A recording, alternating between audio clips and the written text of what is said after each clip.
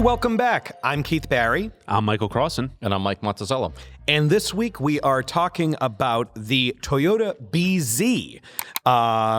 This is a new, slightly updated, slightly renamed version of the car that used to be known as the BZ4X. They dropped the 4X. It has more horsepower. It has a bigger range. It has a Tesla-style charge port. And, we're very interested in seeing what happens because the BZ4X was surprisingly popular despite the fact that it wasn't that great of a car. So we just purchased one for our test program, and all three of us have spent, I know you've spent a lot of time in it. We've spent some time in it. What do we like about it so far? I think exactly what you said, the increased power, the increased range, and it's just a nice thing to drive. Forget all the other stuff or any kind of maybe range anxiety that you had in the cold weather. We might find out about here in a minute. But it's just sort of a nice thing to drive. It drove really well. Got in here, just threw on some music, and had a nice drive home. So it's just sort of a car. There's nothing about it, which is a lot of these newer EVs have something that's sort of finicky about them. We'll get to that, I think. A couple of my dislikes, but overall, it was just a pleasant thing to drive. Yeah. Yeah, I agree. Actually, I think one of the best things about it is the name change, believe it or not. I know that sounds silly, but BZ4X was just such a strange name. And, I can't imagine what it meant to customers, right? Like, what a weird thing to call a car. Do you know what the BZ actually stands for? Beyond Zero. That's correct, yeah. What do the 4X stand for? Is that what you were testing me on? I was just curious if you knew. Have a pop quiz for because me. we actually, when we were doing our electric vehicle 70-mile-an-hour highway range test, we were trying to come up with a name that was better than the 70-mile-an-hour electric vehicle highway range test, believe it or not. And Beyond Zero had come up because we were driving the cars 2.0 and beyond. And then we realized that that's what the BZ and BZ X4, 4X, whatever they used to call this thing was. So we're like, we can't use that name. No, so, can't use it. So I do think it's smart that they changed the name. They should have never called it that in the first place. Although now it's actually weird because if you think about it, it's a Toyota, right? And of course, we know it's similar to the Subaru version. But, Subaru has a car called the BRZ, right? The sports car. Correct. So now you've got Couldn't be more different. Right. So you've got this Toyota BZ and a Subaru BRZ. And it was just a little confusing for dum-dums like me. And to make it even more confusing, there's another BZ called the BZ Woodland, which is a totally different car. It's 6 inches longer, and that's the same as the Subaru Trail Seeker. Correct. And then there's another Toyota EV called the CHR, which is kind of similar to the Subaru Uncharted. So there are like 6 cars with similar names that are similar. Okay, so I take back that the name's an improvement. It's actually gotten worse, I guess, when you think about it. All the different weird names that mean nothing, and it's all over the place now. But I totally agree with Mike that it's just a pleasant powertrain. We have driven some EVs that have had some issues in terms of, the power delivery, whether it's too abrupt or whatever. This one is just very pleasant, and it's nice to have that extra horsepower. 338, I think it had 214 before for the all-wheel drive models, and it just felt very weak before. Now it's got plenty of power from the stop, right? And even some lower powered EVs, when they get up to about 60, 65 miles an hour and you punch it, there's hardly anything left. This still has some good sauce left. So, from that perspective, and when you're on the throttle, it's smooth. When you back off the throttle, it's smooth. So I think there's some real positives. And then it's nice. There's nice things like the fact that they've made it very easy to adjust the regen levels. I love that. It has the paddles. With the paddles, right. It's great. There is a negative we'll talk about when we get to dislikes. But I think there's some real positives to that. And then, like you said, the NACS charge port, North American Charging Standard. I think you mentioned that that now it comes standard with. So now it's very easy to go to a Tesla supercharger. Opens up a lot of possibilities. You don't need an adapter to use that, and so I think there's a lot of real positives. Yeah, it kind of used to be the BZ4X was a car that people bought kind of. I think from what I saw, it was sort of a price sensitive kind of thing. There were some really good deals on it. It's a Toyota, so a lot of people sort of go and buy a Toyota by default. This feels like even if they go and buy it by default, they won't be disappointed. Right. The other thing is also the charging. The old one had some of the slowest charging of any car on the market. Right. And this one still isn't super fast, but it is certainly an improvement. Yeah. And I think probably with the extra range and this increase in charging speed, you could get away with road tripping this car. Yeah. Where the Solterra or the whatever the old BZ was called, you wouldn't want to do that because it was so slow to charge and the range was so low. I feel like a lot of people bought them just as their commuter. As an appliance to and from work, charge, while you're sleeping, that makes sense. But as far as waiting for that thing to charge, wasn't a good use of time. But I think you're right, though, Keith. It's Toyota's a known quantity, right? So even though maybe electric Toyotas aren't a known quantity, I bet a lot of the people that bought the BZ4Xs bought it because, well, it's a Toyota. At least it has a good chance of being reliable. Whereas there's a lot of EVs out there that you're just not sure, right? And we know that they've been working on regenerative brakes for 30 years. They've been working on, the components of this vehicle aside from the actual, battery for, almost longer than anybody, really. Exactly. Because of all their hybrids. Because of all their hybrids. And they can take all of that knowledge or learnings, as people would call it nowadays, and put it into an all-new electric vehicle. Right. Now, I would say some of the issues with the car have to do with Toyota's attitude towards EVs in general, which has been, I generously describe it as, kicking and screaming, being dragged into the 21st century. Like even the original BZ4X Even originally. And this one here is, I would not say that it is a class-leading EV by any chance. And when Toyota enters a segment, they tend to dominate it, and it does not feel like that's the case here. Can I, before we kind of get to the dislikes, can I just mention two other things that I think are real positives about the car? And this is, again, it's going to sound silly, like my positive that the name has been changed. Exterior door handles. They're conventional. Oh, yeah. To find that in an EV is so rare these days and so refreshing that there's nothing wonky about does it have to pop out, or does it lift up? You just pull out like a normal thing. And I think that's a very positive thing. And very Toyota of them. Just something simple that's going to work. And going away from the trend that everyone else seems to want to do. Oh, if it's an EV, it has to have these retractable, flush door handles. Which nobody wants. Exactly. We have literally a petition that people are signing to try and get rid of these things. Right.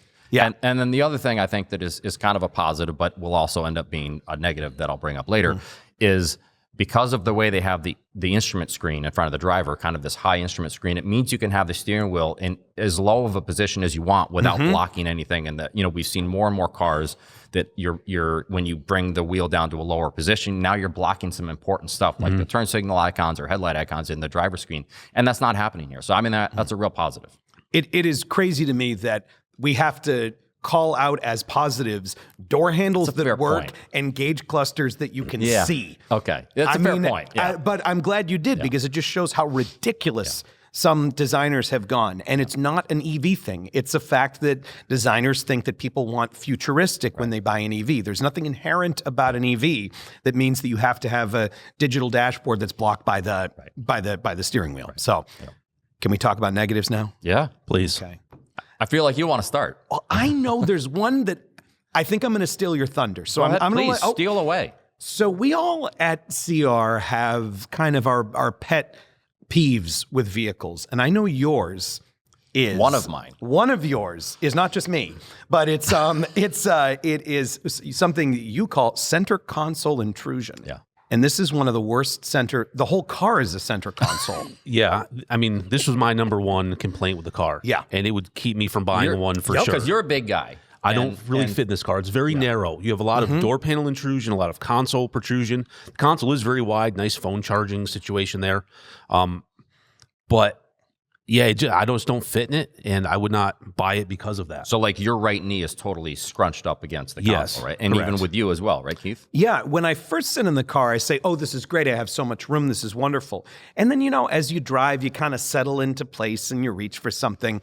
And then I found, and it isn't just that the center console is there, it's that it has all these kind of lumps and bumps. Yeah. It's very uncomfortable up against whatever part of your leg and no padding. is making contact. None. None at all. And also, I know, it's nice that it has, a place to put your phone, but that's all it has. It has these two giant wireless phone chargers. And, I've never been able to figure out why you would want a wireless phone charger.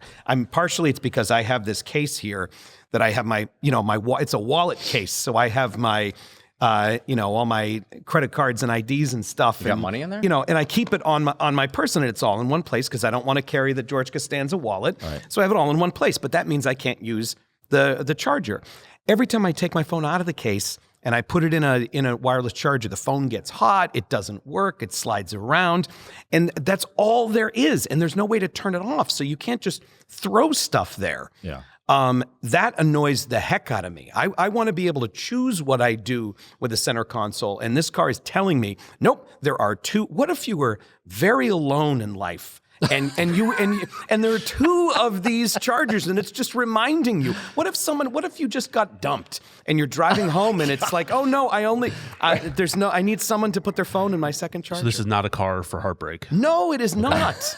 It is not. It will remind you of it. Anyhow, this is really taking a dark turn. It has. Yeah, I'm sorry, but after we can talk. No, I'm fine. 100% get what you're saying. At the same time, I have enjoyed seeing more and more vehicles come with dual phone charging pads. And of course, it's always interesting where they put them. Correct. And 100%, this has taken up some real valuable space. But I happen to have a girlfriend whose phone somehow is never, ever charged. Ever. It's never charged. And so the first thing she's going to do when she gets in the car is, can I plug it in? Or can I use the phone charger? And now there's two, so I don't have to worry about that. But I will also say that, to your point, they typically don't charge as fast, right? So it's like you have it on there, and it's like, wait, it really didn't gain that much. So to your point of, okay, it doesn't charge that quickly, it's taken up a lot of space, maybe not the best use, right? She's texting her friends about how great you are and all the cool cars that you bring home. That's what it like is. Electric Toyotas. Yeah. And I sort of like it as well. You like it? I spend usually less time in cars in any one sort of go. I'm usually in them for a day or maybe two. I cycle through a lot of the cars that, have problems. So, Monty will have a car and say, this car has a problem. He gets out of it. I jump in it to check it out, and then it has to go to the dealer. So I'm a problem. I'm in and out of cars, so I rarely sort of like get set up like I'm at home in the car. I never have the right cable, that sort of thing. So I always like having a wireless charger that works. Some cars they just don't work in ever. Yeah. And I like the two because I also tend to carry two phones. I have my phone, but I also have a Consumer Reports phone that I often carry that has all the apps and stuff like that, because that phone never shuts up. It just ding, ding, dings all the time. But I like to have it, especially on the weekend, because our people are out in these cars and they have problems, and like I can unlock the car, if they let the keys in or telematics whatever. phone. That's I've charged somewhere and you get a notification. And I don't want one of those apps on my phone because it never shuts up. So I do often carry these two phones. So it is kind of nice to have the wireless chargers. That way, neither one is dead, and I never, ever have the right cable. I don't know. I just think the real estate could be better used by something else. No question. Yeah. Put it in a shelf, put it somewhere else, put it underneath. Yeah. But it just doesn't, it just feels, and I'm sure that has something to do with the battery design and the packaging, but it just feels like the car is they could be vertical in like a pocket or something like that, and like the take Volkswagen, up half as much space. What is it? The Tiguan has that with the vertical, and it's awesome. I even think the Prius had a slot for your phone. So I mean, Toyota's done it before. Exactly. This may be the longest three people have ever talked about wireless phone charging pads. Dave will fix that. Oh yeah, I see him over there. Yeah. I see a hand going. Segment's going. Yeah. All right. What else do we not like about it? The longer driving range is great in theory, but it's very cold right now. It's very cold in Connecticut right now, and so we are seeing. And we're talking about like single digit cold in the morning. We're seeing, and again, this is not a BZ problem. This is an EV problem, right? But we're seeing what should be a 288 predicted driving range. Testers are seeing 200 miles. I swear you said I said 180 something when I got in, and it said 100% charged. The longest I saw while I had it was 246 predicted. So again, we will fully test this in the summer, right? Yep, it'll be part of the highway range like test. We do with all of the EVs. So we'll see how it really does, how close it does get to, or even potentially exceed its EPA estimated 280 will it go miles. beyond zero? Exactly. We'll find out. So, but as of now, that's very disappointing, right? What we're seeing, it's a huge drop. And for anyone, whether it's this car or any EV, to see it drop that much is definitely something you just don't get with a gas car, right? So that's a real downside. 280 miles is, as far as modern EVs go, is not anywhere near top of the class. It's way better than it was. I think it was 222 or something before. So it's way better, but you're right. It's still, we're at a point 3-4 year ago range. We're at a point where if it's not over 300, it seems pretty weak. Right? So, and people are saying, who drives 300 miles in a single day? Well, that's not, it's that cold day. It's that, I'll give you an example. I had a car with a short range. I had to go to the airport. I get to the airport. It's incredibly cold outside. Flight's canceled. So I drive home, and that on a single charge, I thought, oh, I don't have to charge before I go, whatever. I was getting close to it. Right. That's kind of the sort of edge case that you might come across, and why you'd want that 300 or more, as opposed Absolutely, to yeah. It's you're nice to not have a gonna, buffer. because on that cold day, that 300 could become 220. Or even worse. I was in an EV this morning and losing 5 miles per every mile I drove on the highway. I was at the point I had the heat turned off. I was slowing down. That's why you were in that sweatshirt. Yeah, I didn't want to not make it because I knew we had this to do. So, yeah, it was, slow down and conserve where you can, which is unfortunate. Yeah, that's why you buy the most range you can, because then you won't miss it if it's gone. Yeah. Oh, another thing is related to the powertrain. As much as I did say that I find it very pleasant and it's nice to have the extra power that it has now, and while it's nice that you can adjust the regen braking with the paddles, it doesn't have any kind of a true one pedal drive. Even at its maximum regen level, it's not one pedal driving, and I assume hopefully most people know what that is, but that basically means you can control both the acceleration and the braking with the throttle pedal, including coming to a full stop, and you just simply can't do that here. And that's it's a real oversight, because apparently a lot of EV people do really enjoy being able to do that with just one pedal. So to not have it here is a little odd. And also, the regen levels don't latch, right? So I found that, and what we mean by that is, so I typically, when I get in, I like to hit the left paddle and it goes to second from the strongest. The strongest, I believe, if I remember right, is strong enough that it puts the brake lights on. I typically don't like that. So this way I don't have to worry about putting brake lights on for people behind me, but I'm still getting some regen braking. When I turn the car off and then turn it back on, it's not going to be back at that level. So that we typically like to see something like that, what we call latch, meaning that you don't have to redo it each time, right? Yeah, and you get used to a certain level of regen.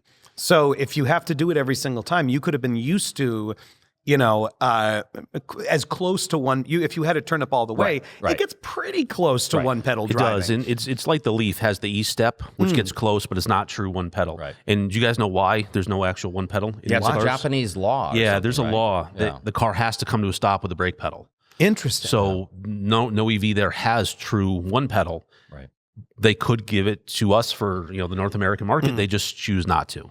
Interesting. One other thing about the powertrain, which is when it gets down low in its predicted driving range, and I'm talking like 40 miles of predicted driving range, the power drops off dramatically. Yes. Interesting. Like shockingly weak. Like I've never experienced an EV with still 40 miles of predicted range left to have, you're basically flooring it and it's barely doing anything. Yeah, I mean, it comes back to that conservation. They're trying to help you conserve, in case, as the driver, maybe you're just not aware that your right foot is attached to how much power you use. But this was more of a drop off than most, it's very significant. Did the old one do that?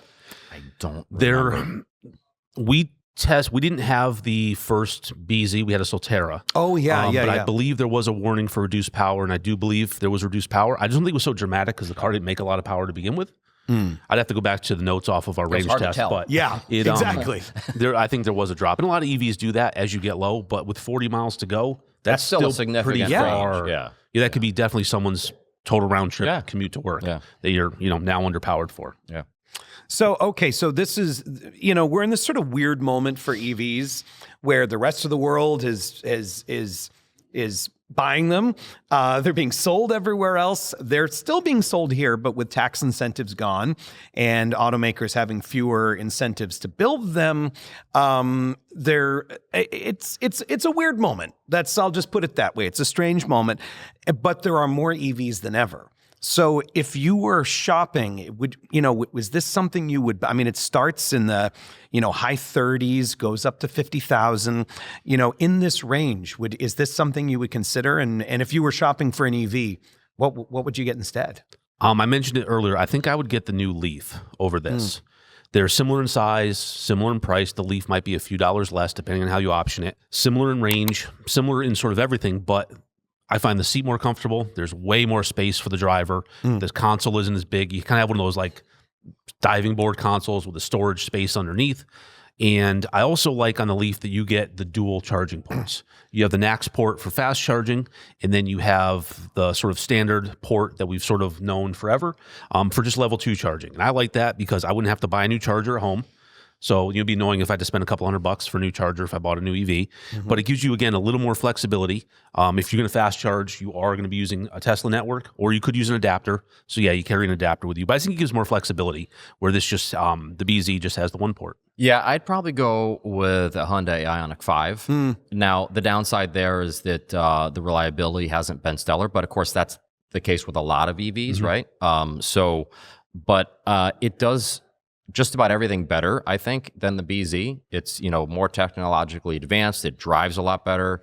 And it doesn't have the BZ's goofy instrument or driving position, even though I sort of praised it for the ability to bring the steering wheel down wherever you wanted. The fact that it has this weird in-between driver screen where a normal driver screen is right here. This one's here, and a head-up display is up here. It's trying to bridge the gap between the two. But what I find is that now it has this giant screen that I feel like I have to look up and over, and I actually can't see the hood directly on the other side of that. And I find it disconcerting, and I don't like that. It's basically the same screen as in modern Lexuses. Yeah. They basically took the exact screen out of the Lexus NX. And the Prius was that way, and even the Solterra and the first BZ was very similar. There. When you look at the way the Ioniq 5 drives compared to the BZ, and like I said, the BZ is totally fine. It's just a good everyday EV. But if you look at the Ioniq 5's road test score, it has the highest road test score of any two-row EV SUV. Probably more usable space too, backseat and cargo area as well. And it's got that nice sort of open front where they take advantage of the battery packaging, having that low floor. I would, if I weren't buying one, I would probably do the same as you. But like you said, reliability on these newer cars is difficult. So I would choose the one that's been around for the longest in this sort of bunch. And I'd pick the Mustang Mach-E in this range. And I might want to get one that's a couple of years old and hit that depreciation curve. Yeah. You're smart. I definitely think a used EV, like a certified pre-owned, is a good idea. They've all taken a hit in the resale value, right? So you spend however much you spend on a new EV, you're taking a hit from the moment you sign the paperwork. You've already lost some money. So I think a used car that still carries warranty, things like that, is a smart move. We might be talking about that later on as well. All right. EV reliability. Yes, exactly. All right. So if you want to learn more about it, we're going to have our full road test available in the future. If you sign up for our newsletter, you can be notified when this full road test comes out. So head over to cr.org to learn more about it. And we're going to get its many siblings and cousins. We'll have the whole BZ, Solterra, Trail Seeker, Uncharted, Woodland family. I imagine we'll be very used to those cars. We still won't understand the names and which one is which, but yeah. Oh, this will be one of those ones where you go out to the keyboard and someone's taken the wrong one because they don't. I hope they're all different colors. We need to make sure that we happens. have that with the RD, the all the Acuras that always all and the new, Mercedes too were that way. Yeah, and the Land Cruiser and the 4Runner are the same color. You're right. Yeah. Well, that's problems that we have here with our big fleet of test cars. We're going to go to your questions, which you have sent to talkingcars@icloud.com. You too can get your question on here if you send it to talkingcars@icloud.com. Are we still giving out swag, or have we run out of swag? We're still giving out swag. Great. Okay. So Peter is going to get some swag. And you could too, again, if you send your question in. Peter asks, I am considering an electric SUV for my next car, specifically the Kia EV9 Wind. Your 2026 buying guide has the EV9 as the top-rated three-row SUV with average reliability, and it is recommended. However, your most recent rating has the Kia EV9 with a lower overall score and worse than average reliability. Why did the score drop and the reliability go from average to worse than average in such a short time? Now, we all kind of, for about 10 seconds, tried to discuss our statistics and weighting and all that sort of stuff, and then decided we're just going to throw it over to Steve Ellick, who's one of our statisticians here, who can answer it. He does math way better than any of us. Way better than any of us. Yeah. He does a lot of things better than it. It's kind of annoying, those people who are good at too many things. I don't like them. Yeah, I know. It really is. So off to Steve. So about this EV9, that is a great question. And it's a good observation, honestly. And the reason that you see different scores over the years is because every time we get new reliability information, it is updated for that survey year. So the 2026 Buyer's Guide was actually using last year's reliability data. And for that reason, the EV9 had pretty good initial data and it looked like it was reliable. This year, the 24 and 25 EV9, the owners reported that there were some pretty substantial issues with it, with the EV battery, with charging problems, electrical accessories, just to name a few. Because of that new data that we have, the prediction for the 2026 EV9 is actually below average reliability. It's one of the least reliable models in our survey. And that is the reason for the discrepancy. So the most up-to-date information based on the most recent 12 months that our members reported on is the new EV9 data that shows that it is unreliable. I hope that helps and clears some things up. And Steve is even good at podcasting. So He is. Yep. Yeah, that's the right answer. And that'll happen, especially with these newer vehicles where we're starting to get this information. So I guess if Peter is buying it, what do you think he should do? So first time I tried to not make eye contact with Keith so that I wouldn't have to answer. I know. But this You time didn't want to answer it first? No, I'll answer it first. So All right. First of all, every 3-row electric SUV currently has a below average reliability rating other than, of all things, the Tesla Model X, which I guess if you think about it, it's not that surprising because it's been around a while. It's been around a long time, right? So, and we don't recommend any of them. So that's the first thing to know. And some of them we don't recommend a lot more strongly than others. So true. Yeah. So because of that, if you still want one of these, I'm going to go with the one that is actually the best driving of all of them, and that's the Hyundai Ioniq 9, right? Again, if you look at the road test score, it has by far the highest road test score of any of these 3-row electric SUVs. It's actually 8 points higher than what the Kia EV9 scored, even though they're actually very similar in a lot of ways. So, I mean, I do think it is a great driving vehicle, period, anyway. But the reliability, it's a big if, right? It is a a question mark. Yeah, and I'll put my mechanic hat on for a minute.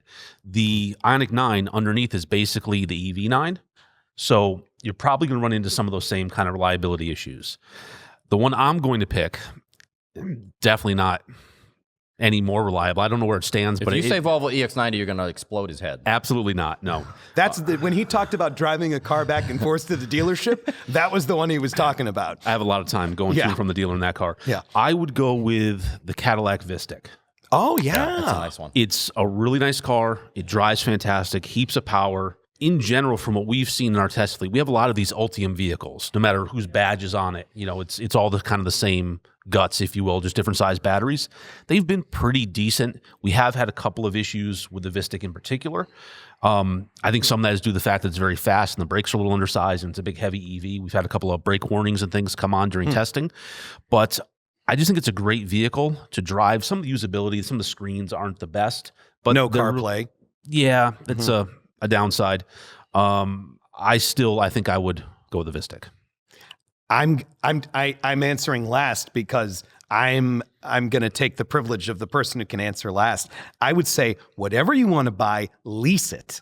Ooh. That's good. Because with an EV, we talked about that depreciation. We talked about some of the early build. And this isn't that electric cars are bad. This is new cars have bugs that need to be worked out. For sure. And the more new stuff, the more bugs. So you're just early on here. You know, we're in the bag phone era. We're in the StarTAC era of EVs. I miss the StarTAC. I know. I kind of, you close it up. It feels real nice and final, you know?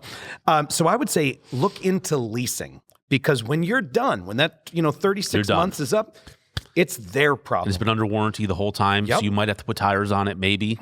Yeah. But that's about it. You still might, you still have to take time off of work to bring the thing in if something goes wrong, but it's not going to cost you anything. You're not going to be stuck with it.